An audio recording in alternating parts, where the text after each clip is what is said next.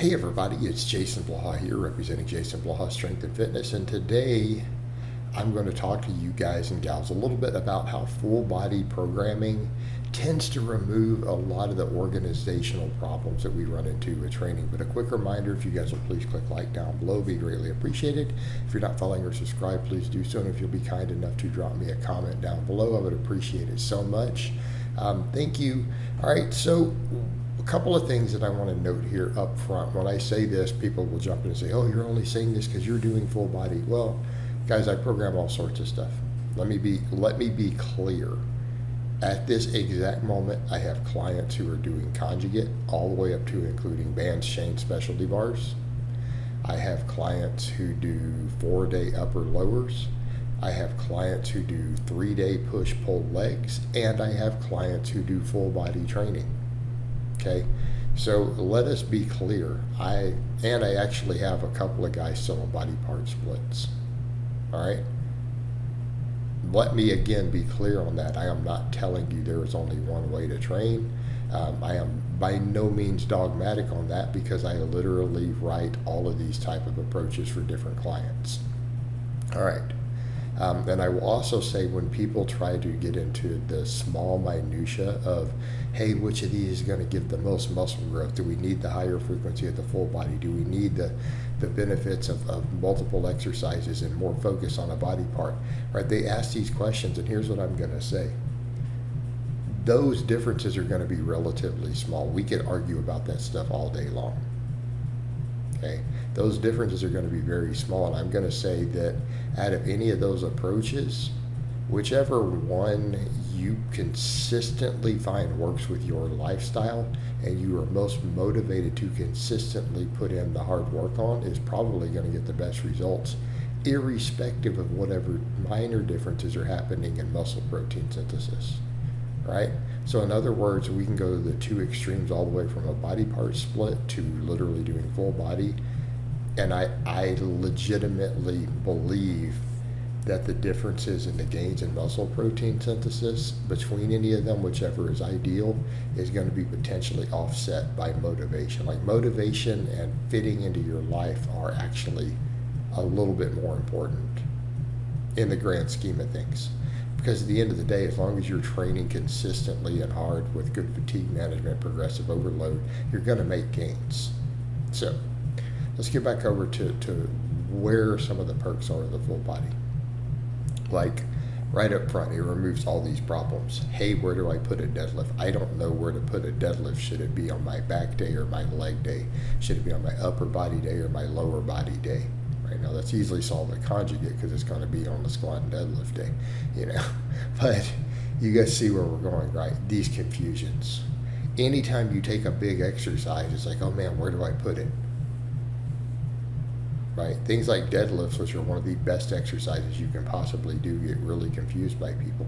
And then they'll argue about where the best place to put it is, as if it really matters. And I think that's the problem we run into, is the way our mind works. We like to organize things. That's one reason a lot of people like body part splits. Let me be clear, there's zero actual benefit to doing a body part split.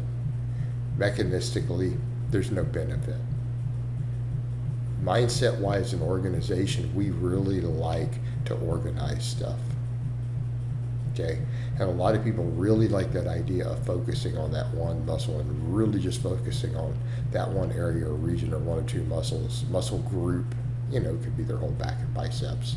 They enjoy that.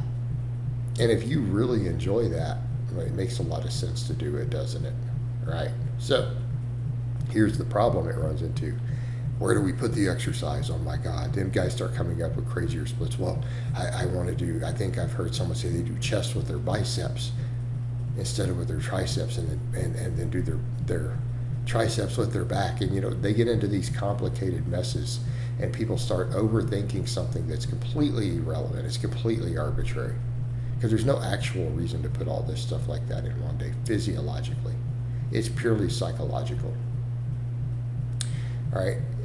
Full body removes all that complexity. Now we just come in and train the body. There's really no complication of, where do I put it? You can put it on any day you want. You can do it every one of the days if you can handle the fatigue, so on and so forth. right? It removes these organizational nuances. Like, as long as you have a muscle that every muscle gets hit by something somewhere on the full body, you're good to go. I literally have written for some people, they either squat or deadlift. I don't even have all of them do both. Some of them do both, because we're still hitting all the the quad and the hamstring. You can really look at it like that.